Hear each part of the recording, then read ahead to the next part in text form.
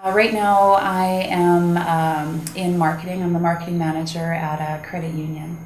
This was not a goal. I actually went to school. I got my degree in political science and justice and law enforcement.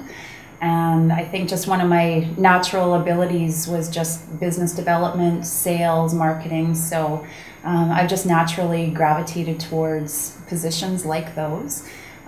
Just started in the credit union industry in October 2013, and it's been great, and I've been learning some really great things about that industry.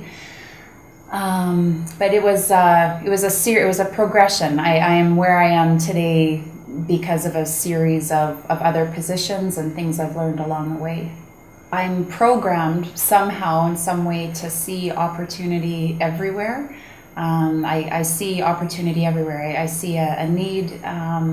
But rather than just focusing on the need, I think of, well, this could happen, this could happen, this could happen. Like, what are the ways to solve that need? So that's definitely a huge part of my makeup, as is natural abilities. I'm a strong proponent of natural abilities, of people just don't fight things, just go with what you're good at, go with what feels good. And when you do that, you focus on areas of your natural ability, and then you're naturally good at it because you love doing it. So those are two definite traits that are a part of who I am. One venture that I did on my own as an entrepreneur, I was an entrepreneur for a little over 10 years, in between having children. I've got 4 children. So in between having the kids, I was working from home and saw needs, saw opportunities, and took the steps necessary to capitalize on those. And one of those was a Day of Inspiration. That was an event that I saw a need for. And it was all around empowering Aboriginal youth to live their best lives. So that was something that I did, seeing a need, finding a market for it. It was just having those entrepreneurial traits, and then following my natural ability. When I was in that project too, it didn't even feel like work. It was fun, it was enjoyable, and things just happened. Yeah. A lot of it is connections. And there's, the word serendipity, things, I think lots of people say things just happen for a reason, for a season, and that there's all those sayings, but when you're really tuned in to doing what you're supposed to be doing, when you're working in your area of natural ability, serendipitous moments happen. The right people come, the right connections happen, the money comes when it's supposed to. Everything just seems to fall in line as it should. And then the reverse of that, I've been in situations where it has been more of a struggle and more of a battle, and things are more difficult. But as soon as you fall into that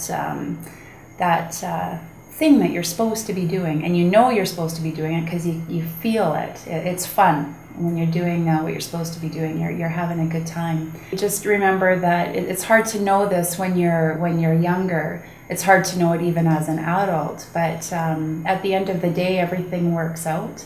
That's the biggest thing I have to still remind myself of. But if you're worrying about, especially when you're young, about fitting into a group, or who's going to like you, or who's mad at you, or all of the dynamics that take place in elementary school are the same things that happen on a different scale when you grow up. So I would tell myself, as a teenager, looking back, I would say, hey, Terri, everything's going to be okay.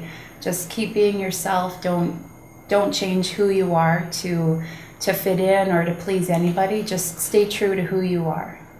Oh, when I was 12 and 13, what was I like then? I was awkward. I was very awkward, probably shy, and had a close circle of friends. I grew up in Brandon. My dad was my baseball coach, so that was interesting. Yeah, started playing from when I was I think I was in grade 1 right up till right up to adulthood. So that was my main sport in school growing up. The school I attended, it was actually George Fitton Elementary School in Brandon. So it was a smaller school at the time, but I have really great memories of it and went there from kindergarten to grade 6. My dad is a really strong person, but kind person. His name is David, and David means beloved, and that's absolutely my dad. He's an amazing man, and that's where my culture comes from. Dad is Métis, so I learned a lot about myself through my dad. For sure, he would be one of my first mentors, and continues to be, to this day, to be a mentor. And then I've had some other great people along the way too. I can think of one of my bosses in my first professional experience. Her name was Leslie, and I was brand new into an industry. I was in sales. I was working in Calgary at the time. And she taught me some just excellent base level skills, and I think about her often still to this day. And what would Leslie do? What would Leslie say? She taught me some great things along the way that I still use. Sometimes that completely depends on the day. Sometimes happiness for me is absolute stillness and quiet. That can be a really treasured time. Another really happiness for me too is staying at home in my sweatpants with no makeup and my glasses on with my kids baking. I love that too. Happiness for me can be, I love nature and I love walking. So, just walking down a dirt road with grass in the summertime, the sun shining down, those are happy times for me. You're not going to be a millionaire by the time you're 40. So make sure you're saving.